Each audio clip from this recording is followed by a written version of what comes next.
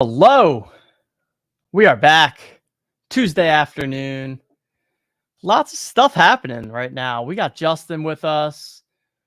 This show is mainly to focus on college basketball, but we did have some craziness start to go down in NFL free agency yesterday. So we're going to talk a little NFL free agency. We just had the Top Shot legendary rookie packs drop, and we're seeing them go for about $2,500 on the secondary marketplace. So we might touch on that a little bit. We got the Madness warm-up contest locking at 4:30 Eastern time today, so 2.5 hours from now. We are just, 9 days away from the actual March Madness tournament starting. Justin's rocking the Wake Forest jersey, hoping that they can find their way into the big dance. Justin, what's going on? Doing well.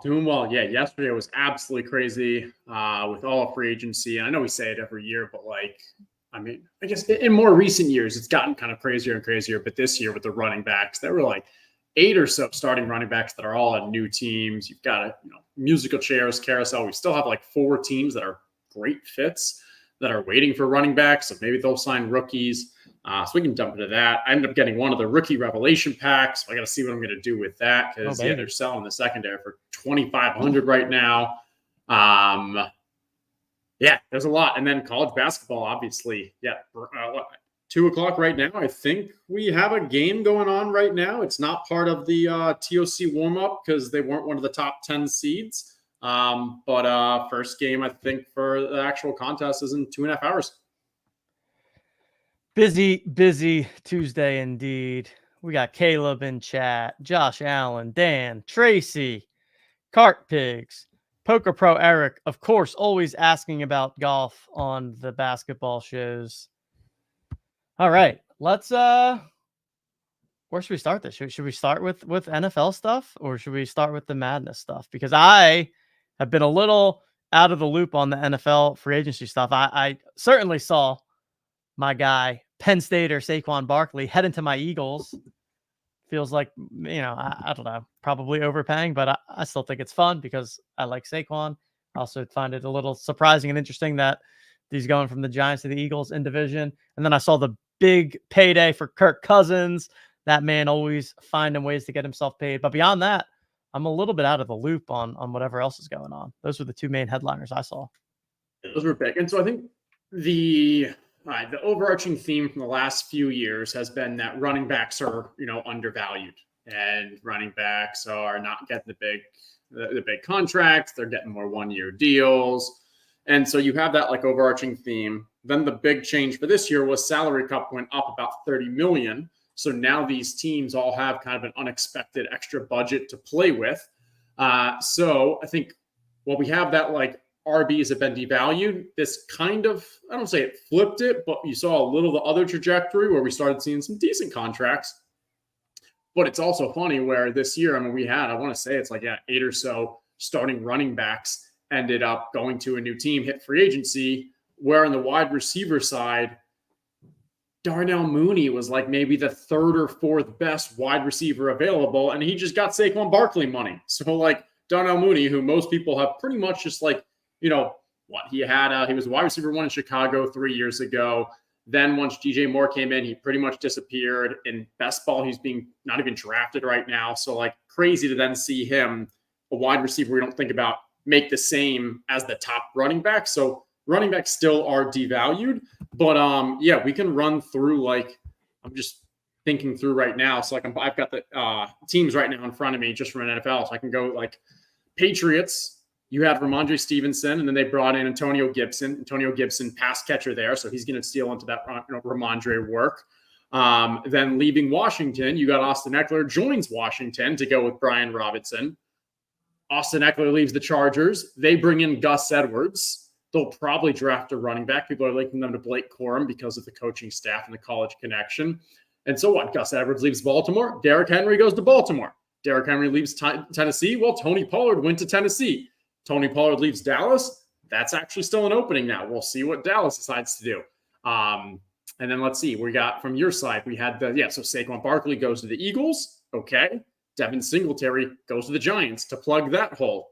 Then what about the Texans? Joe Mixon gets cut. He goes to the Texans to plug that hole.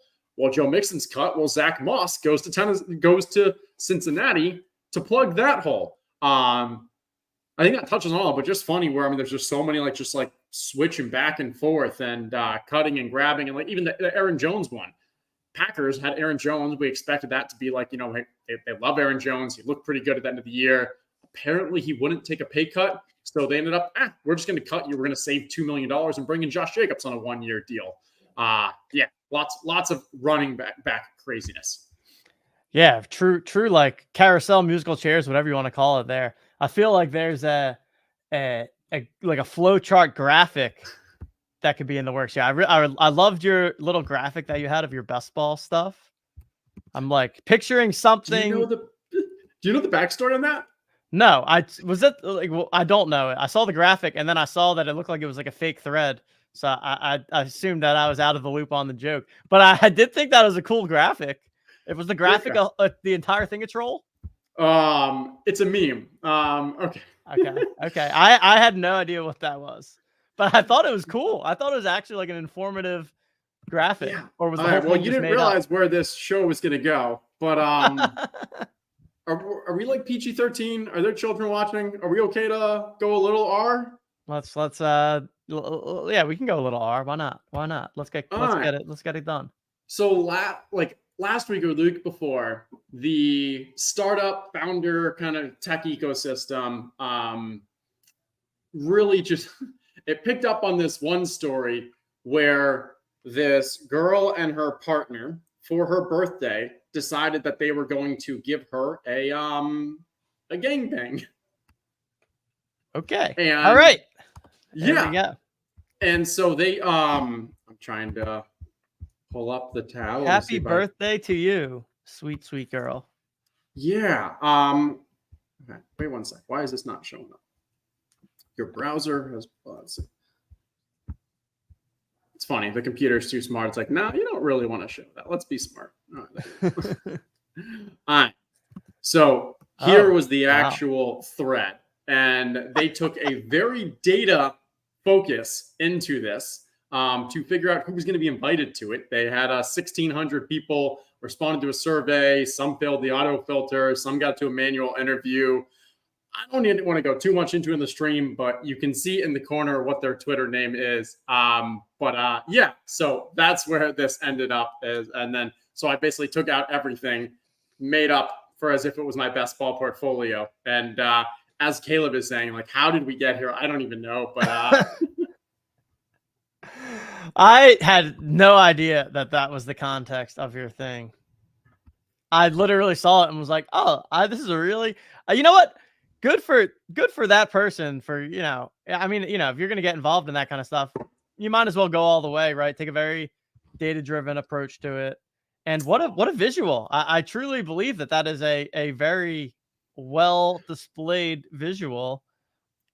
I just would never have guessed that such a lovely visual resulted from such a ratchet origin. So I will let other people kind of dive into the thread if they want. But yeah, it was impressive. Someone in the comments was like, wait, did you have someone in the corner just with a notepad taking notes? And they're like, yep, that's right. Nice. It's funny. When we were back in the first year that we did Rumble with Dapper, remember I built out a similar chart to show how many people joined week 1, what was our retention, how many continued. And so I've used those charts before. I've seen those charts before. I'm like, this is cool. And then to have one for that intention was obviously very interesting. I'm not going to go into more details, Caleb. You got to check out the thread yourself, but it was very interesting. Yeah, what a tangent there. This was not in the show notes, ladies and gentlemen. Not in the show notes. Anyways. What was even what? Best ball, and you saw the chart in best ball. Oh, the carousel, yes. And you wanted to use that graph to create a nice chart to show all the running back. Yeah, movement. I do think there is. Okay, so to put a nice, clean, tidy bow on this, I think that for anybody out there that wants to put together a nice graphic that essentially shows the running back carousel, I feel like that can be done. I'm not going to do it. But if anybody out there wants to do it, I will look at it, and then I will have a better idea of what the heck is going on in the NFLs this season. This is totally going to be one of those years where you show up to your home league draft in like late August, early September, and somebody's like, wait a minute, Derrick Henry is not on the Titans. Like that's for sure going to happen. There's gonna be a lot of confusion from the people that aren't following super closely, because I feel like we had a lot of quarterback swapping last year or the last 2 years, but then now we got the running back swapping around. Yeah, this year, you got Kirk Cousins to Atlanta. You got Gardner Minshew is going to Vegas. You got Sam Darnold going to Minnesota. Russell Wilson to Pittsburgh. But it's like other than Kirk Cousins, all of that's kind of like meh, like wash trading, basically. But yeah, so from like you were talking about like when you come to your draft, it's interesting. So like obviously best ball has been going on. The guys that I have as the biggest kind of movers in best ball, like Devin Singletary went from ADP of like 130 to like the 80s now with the Giants. Josh Jacobs went from like in the 60s to maybe like a second, third round pick right now. Oh, wow. You got a couple guys like Zamir White, who maybe actually will end up being the starter in Las Vegas if they don't bring someone else in or if they draft a late guy. And the other end, you've got guys like Roschon Johnson with the Bears, who's now basically irrelevant because they brought in DeAndre Swift and still have Khalil Herbert. Tyjae Spears was, people thought would be like that bell cow in Tennessee, but then they bring in Pollard. It'll be a split. Honestly, the most interesting one is probably Justin Fields. He may not be a starter come week 1 next year. They're pretty much out of landing spots for where the Bears can trade him to. Almost everyone has their QB. No one wanted to pay what the Bears were asking, plus kind of have Justin Fields as their QB when Gardner Minshew might be better, like for your team. I don't know. Minshew was pretty good with the Colts. Like it's a bad market right now for Justin Fields. That would be pretty crazy in a time when it feels like there's so many holes at quarterback, to have somebody with the talent and kind of hype of Justin Fields not starting. It'd be a little Trey Lance-esque, although at an even more extreme scale, because Justin Fields has actually shown at least a little bit of success at the NFL level. Yeah, I think the biggest challenges with Justin Fields is his sack rate is atrocious. He holds the ball on for way too long, and there's just a lot of data out there that shows that there's just haven't been like competent, successful offenses when your QB is just holding it that long and taking sacks. And then from an overall, like, I don't know, just accuracy and being able to actually drive your team. I think he's obviously so much better from a fantasy, and that's how we're a little kind of, skewed. And I think he's the QB that can beat bad teams, but not sure if he has the ability. Very true. He's a good fantasy quarterback, not a very good actual real life winning football games quarterback. And is he a better QB than Sam Darnold? No question. But if you want to have success with Justin Fields, you can't just try to run like a more traditional style offense and plug Justin Fields in. You need to build that offense specifically around him, allow him to be mobile. And there aren't that many teams that are willing to do that. Like Vikings would rather have Sam Darnold come in and just, be not much different than Nick Mullins, or be like a, Kirk Cousins light, but at least you can still run their offense. I don't think a lot of coaches believe Justin Fields can do that. There we have it. If you are not already, make sure you're giving the man a follow on Twitter/X at Justin Herzig. Always breaking down all the things when it comes to NFL, fantasy football, best ball. Give Justin a follow there. You can also give me a follow at TJ Lasig. All right. Anything to wrap up the kind of NFL free agency talk? There's some good stuff there. Yeah, and I mean, hey, we're going to keep hearing more. I think most of the dominoes have fallen. I think there's a few wide receivers we'll keep an eye out on. My under the radar is, I think Curtis Samuel may end up being a Kansas City Chief, and I think that'd be pretty exciting. So we haven't heard anything there yet, but that's my link. Ooh, I think that would be a nice fit. Curtis, I didn't play much DFS at all this year, but Curtis Samuel was somehow always someone that I was like, all right. Curtis Samuel at 8% projected ownership. Like I could at 4,200 on DraftKings, I could chuck him into a GPP lineup. Manufactured touches all around the field, can play run all the routes, play all the wide receiver positions. It's like the Kadarius Toney, Mecole Hardman, but more older and more reliable. Give me like Deebo Samuel light. Don't give me the Okay. Mecole. Oh, What do you mean? Mecole is, a Super Bowl stone cold killer out there. That's true. LeGarrette Blount, 3 Super Bowl time winner too. Oh, good stuff. All right, let's pivot here to some March Madness stuff. First, just want to touch on our content schedule here. Got it up on the screen. We're going to be live on this very YouTube channel every Tuesday, Wednesday, and Friday. Tuesdays and Wednesdays at this time, 2:00 Eastern. So I'll be back tomorrow talking some NBA Top Shot, hoops, fast break, all that stuff. Definitely will be doing a look back at these rookie revelation packs and how all of that has been going on the secondary market, what prices look like, that kind of thing. So you can join me here tomorrow. On Fridays, we've got Coop with the Jolly Vibes Only happy hour show, giveaways, fun conversations going down there. Had Coop and Justin making some side bets last Friday. So you never know what you're going to get out of that Friday show. Definitely mark your calendars there. And then next Tuesday at this time, we are going to be having a little bit of a longer kind of 3-hour live stream. Got some guests lined up that we're going to be announcing soon. Going to talk some March Madness. We'll have the Selection Sunday brackets finalized at that point, all that good stuff. So we will see you here next Tuesday, because we've got our new TOC Madness game coming at you live. And we actually have our warm-up contest that you can buy packs for right now. We'll talk on that in a second, but wanted to highlight the TOC Madness game for anybody that may not be familiar. In its simplest form, you open up packs of cards. Those cards represent a team in the March Madness tournament, as well as a stat category. You then use those cards to play in a fantasy contest where you will accumulate points for the stat category of that card. So you play the Duke assist card. Every assist that Duke gets as a team, you score 5 fantasy points every time. In your lineups, you will have one of each card for each stat category, and then also one hero card that gets a 1.25x multiplier. We did make one change since we announced this last week with regards to the packs.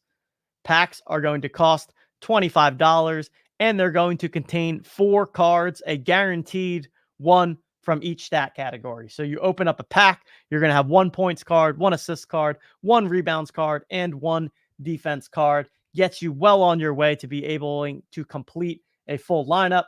On top of that, everyone is going to be eligible to claim 1 completely free starter pack. So you claim your free starter pack. You will then have 4 cards, 1 of each stat category. All you need is 1 more card to enter your first lineup. So buy 1 pack.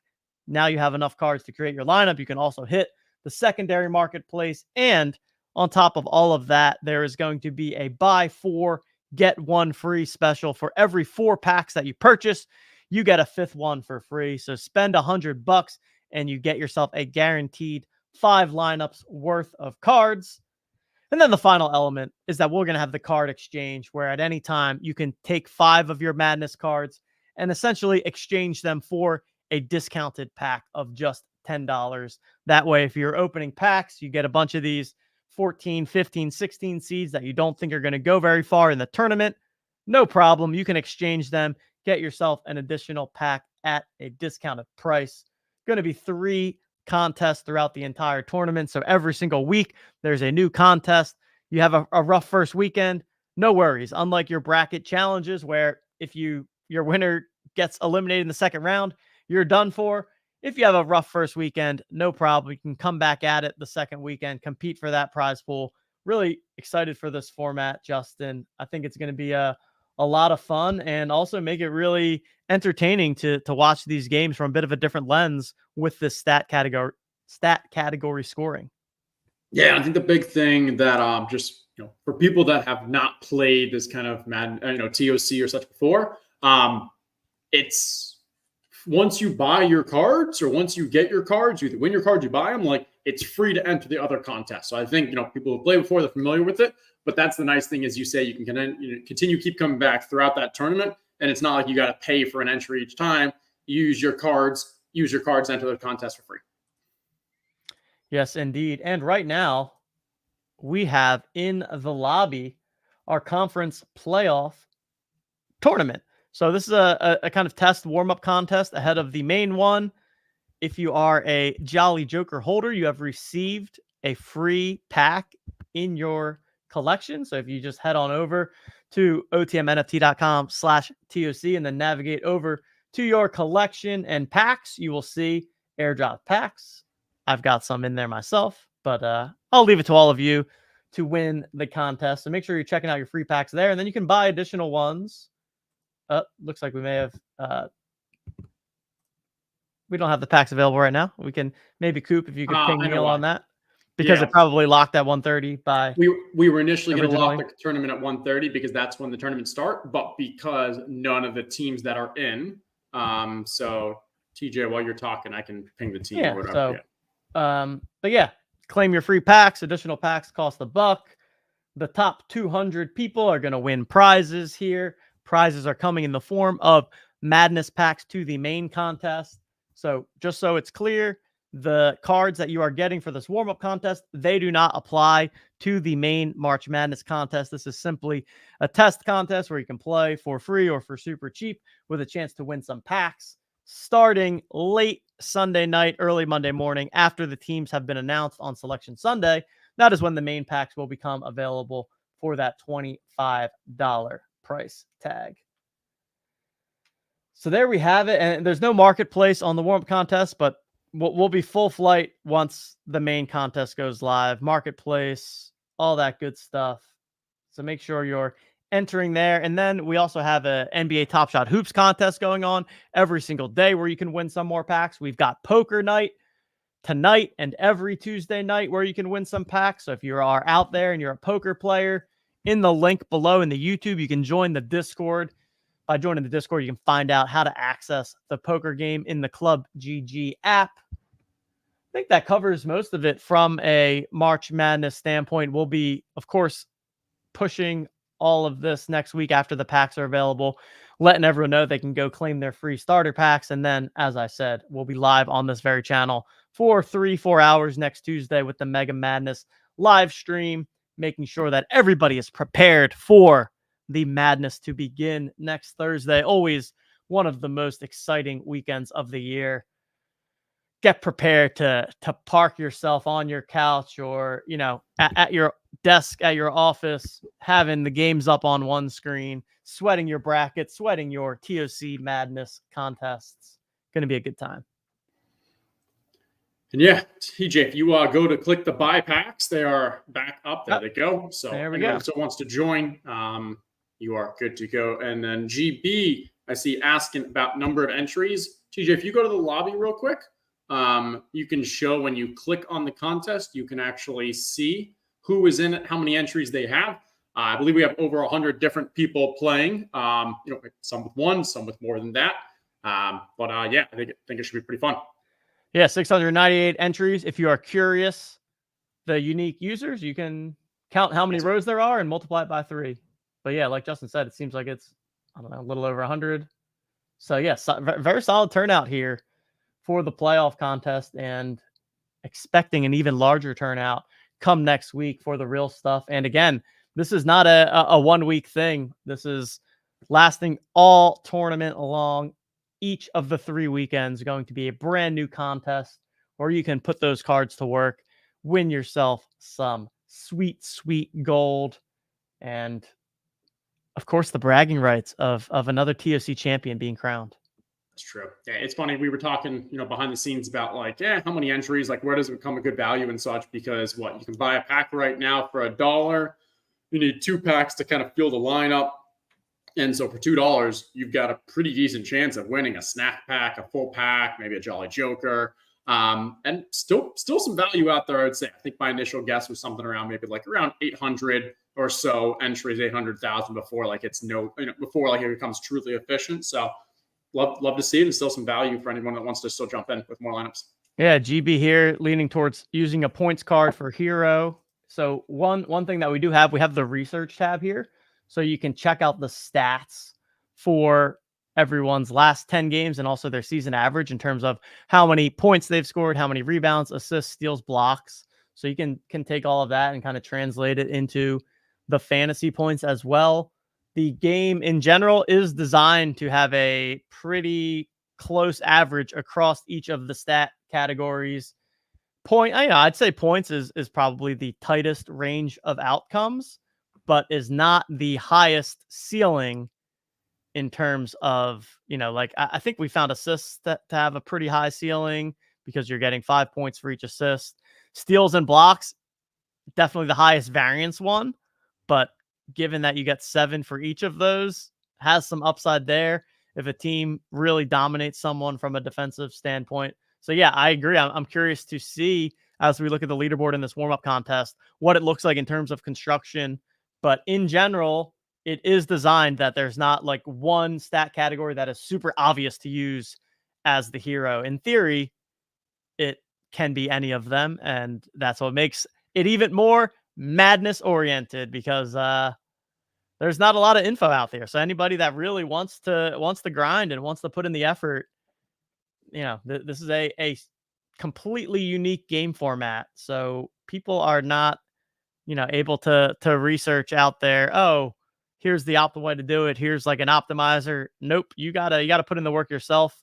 So it makes it fun because people that want to do that work can, but also people that want to just throw in their lineup and enjoy the sweat, it's easy to do that as well, which, I think for the most part, people aren't watching a ton of college basketball throughout the season. Most people just tune in, myself included, for the March Madness tournament, which is why we wanted to make this game as simple as possible so that you can just wake up, watch your very first college basketball game on the Thursday of March Madness and still have a chance to get a good sweat in and win some cash.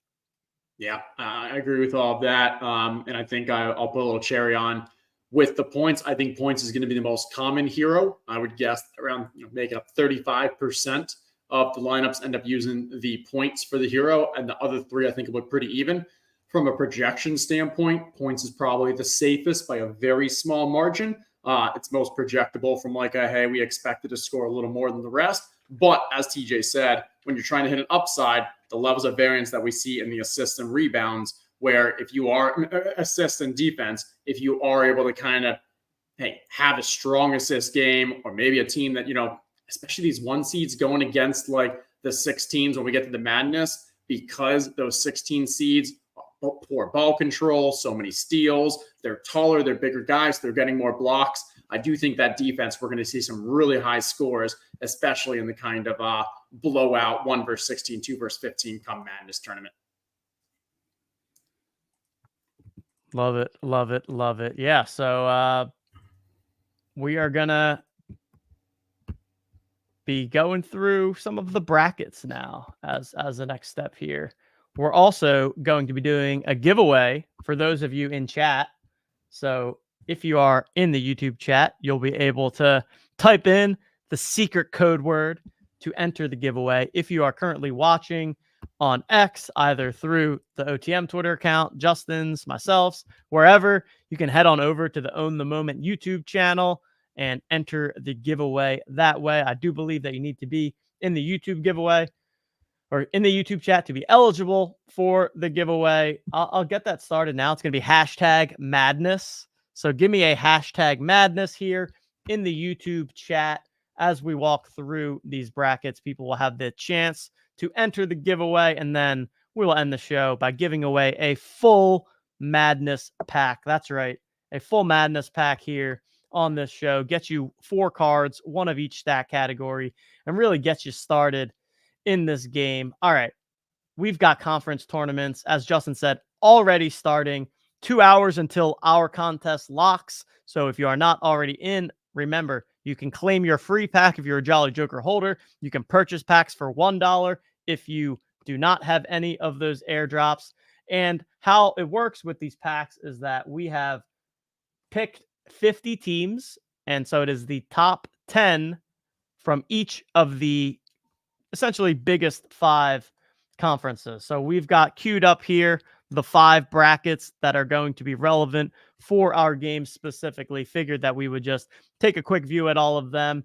Justin's got any unique takes on who he thinks is going to win each tournament. Yeah. Take it away, Justin. How are we feeling about the conference tournaments?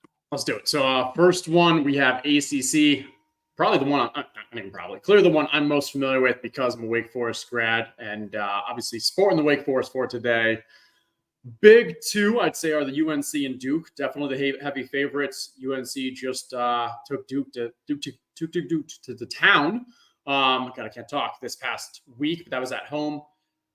I think, though, like when we're thinking from a strategy aspect, like Wake Forest is a very interesting 5 seed here. They're the 3rd highest favorite to actually win the tournament behind UNC and Duke. They'll be favored in their first 2 games versus either Notre Dame or Georgia Tech, and then against Pitt. And then I'd expect them to be like a 5 or 6 point underdog to UNC. So if you're looking for a team that's say most likely outside of those top 1 or 2 to get 3 games in, it's probably Wake, but also with the upside to get those extra 4th game in the championship, they can pull off the upset versus UNC. I'd also say 6 seed Clemson. So Clemson's in a similar boat with Wake Forest. They're the 4th best odds to win the tournament. They'll be a big favorite in game 1, and then probably a slight favorite against UVA in that game 2. UVA has struggled, particularly on offense. And then against Duke, they'd be maybe like a 4 or 5 point underdog. So either of those, if you're trying to play this bracket, I like the UNC the most, but Wake Forest and Clemson definitely have the most upside with legit paths to getting to that championship game. I'm happy to see that I'm not the only person on this channel that comes in with biased takes every time. On the Wednesday show, whenever I'm setting my fast break and hoops lineup with Embiid out, I've been playing Tyrese Maxey every single time for my Philadelphia 76ers. So if you are looking for unbiased takes, you are on the wrong channel. Bias all the way. Better to just lean into our biases than to hide them. Apologies if you hear screaming in the background. That is happening at the moment. No, I don't hear anything else. You're good. You're good. Okay, cool. All right, what do we got next bracket? Big East. Okay, so key here is you just want to be on the other side of UConn. UConn is a legit 1 seed, not only for this, but for the overall March Madness tournament. And then so we take a look at the other side of things, and Villanova's probably kind of the dark horse here we'd be looking for. They've got the 5th best odds to win it, coming in at that 6th seed. Substantial favorite over DePaul, and then I think they could actually take that one versus Marquette if they could. Creighton's a really solid team too, so it'd be hard, but here you got your favorites with UConn, and then I'm happy with any of Creighton, Marquette, or Villanova on the other side of the bracket. This will be a tough one to take down for really anyone besides UConn. Yeah, if you have you happen to pull a UConn card, no matter what stat category is, you're going to want to be playing that one. Yeah, and one nice thing about the Big East in general is that it usually plays a bit of a higher paced basketball. So from fantasy wise with scoring, you're just getting more possessions, you're getting more scoring opportunities. So even in games where you might lose, if you can make it to that semis or finals and still get that loss, like there's still a lot of points to be had even in losing games. Yep, always looking for those pace up games. Want teams getting lots of shots up, either going to score more points, get more rebounds, more assists, all the things. Fast-paced basketball is our friend, especially in this stat category-based format. All right, moving on to the Big Ten. All right, Big Ten. I'd say similar situation here to ACC, where you've got like 2 top teams that are really kind of a tier above the rest, and then another strong 5 seed with upside in Wisconsin. So Purdue likely to be another number 1 seed in the NCAA tournament, and then. Yeah, I mean, Illinois as well. It's also crazy. Like if you come, looking at this from previous years, when you just think of like Big Ten basketball, Northwestern is the 4 seed, Nebraska as the 3 seed. Like it's interesting. So I think that's just kind of, you get a little shock if you haven't been watching much Big Ten basketball there. But I do like Wisconsin as that 5 seed. Again, it's a big favorite in round 1. I think they're going to be about a coin flip, maybe even a slight favorite against Northwestern in round 2. Obviously, difficult matchup against Purdue in the semis, but that could still get you 3 solid games from a 5 seed.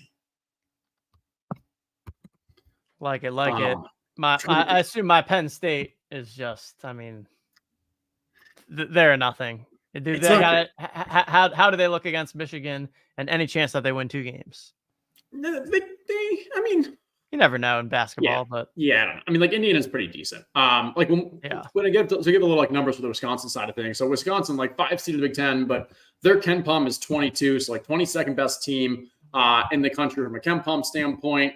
They've got the 4th best odds to win this tournament, so that's where it's like yes, it's a 5 seed, but like this is a strong 5 seed. You got to remember the seeding here is purely based off your in-conference bracket, and the difference between 1 and 2 games can really adjust. Like, unfortunate for Wisconsin to get that 5 instead of falling into the double bye with the 2 or 3 seed there and having a clearer path to championship. But you got to work with what you got to work with. On to the next one. Okay, starting off. So Houston is the team you probably want to know going into the tournament, arguably the number 1 team in the country. I think number 1 in KenPom right now. They're actually a clear favorite, not just like as the most likely team to win it, but like coin flip, they're minus 135 to actually take down this whole tournament. So I think Houston are probably the most valuable cards that you could have, like out of all of the 50 teams that we did, because they're just going to be substantial favorites in both their games versus, TCU, Oklahoma, and then again versus Texas Tech. Other than that, you've got another really strong team in Iowa State. They're the 2 seed, second best odds. What's interesting with Iowa State, though, I think it's a little bit of a trap from a fantasy perspective, where their defense is second best defense in the country, but their offense is 72nd. Very low scoring, not that exciting. So even if you get 3 games out of Iowa State, you're not gonna, not gonna have the best stat categories probably to go with it. So I'd call them a little bit of a landmine when you're with all things considered. And then this is our final one, right? Yep. Final one, Southeastern Conference. All right. Here, don't really love the 5 seed in South Carolina, like we've been talking about other conferences. And one of the reasons why is I think Auburn as a 4 seed, it's crazy, but they're actually the number 4 team in KenPom. So number 4 team in the country. And here they get the 4 seed. Tennessee versus Auburn is going to be a crazy semifinals match, something that you could actually expect to see like in an Elite 8 or Final 4 later on in the tournament. So Tennessee, very, very good team. Auburn, also a great team. Out of that top half, I'd only want one of those 2. Out of the bottom, it really could be anyone. Florida has been hit or miss. They beat Auburn by, I think, 16 not too long ago. So they have the upside. They've shown they can really play. And then Kentucky and Alabama, not teams you're going to cry about. Florida did beat Bama, I think, recently. Maybe they lost that one in OT. But so a lot of opportunities there. But yeah, Florida is the team that I would think has the best chance to make it 4 games because they're not getting Tennessee or Auburn. They get that first easy game versus Mizzou, Georgia, and they can definitely see them beating Bama. There we have it. Bracket by bracket breakdown. Remember, head on over otmnft.com/TOC. Pick up your $1 warm-up pack. It's going to be a fun little sweat here. Give yourself a shot to win some packs for the Madness tournament next week. And here we go. Hit the chat with #Madness. Remember, you got to do this within the YouTube chat. So if you are not currently watching on YouTube, head on over there. Give me a #Madness in the chat. We are going to pull one winner. They will win a full Madness pack for next week's March Madness tournament.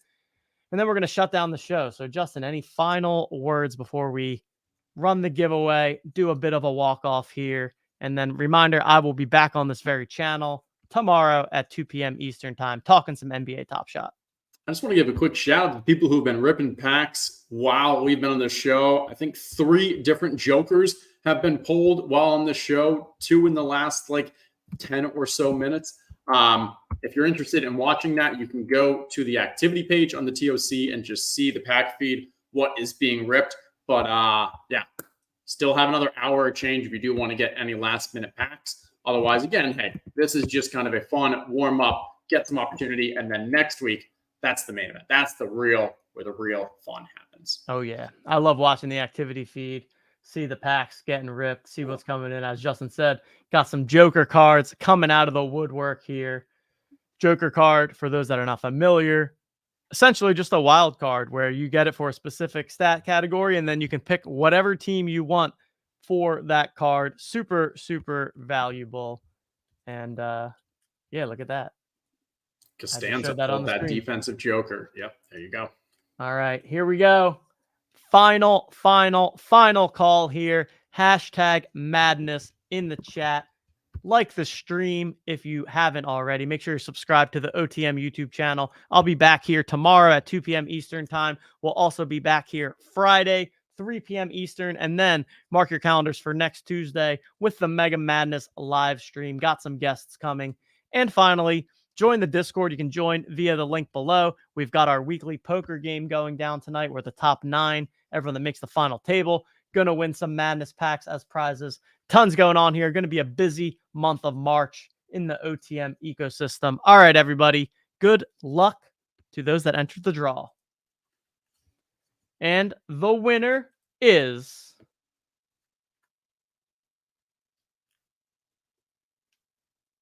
Caleb. Caleb wins. There you go. Caleb wins giveaways. Thanks, everybody, for joining us. Caleb, we will add you to the giveaway sheet. Congratulations, my friend. Until next time, I'm TJ. That's Justin. We'll see you later.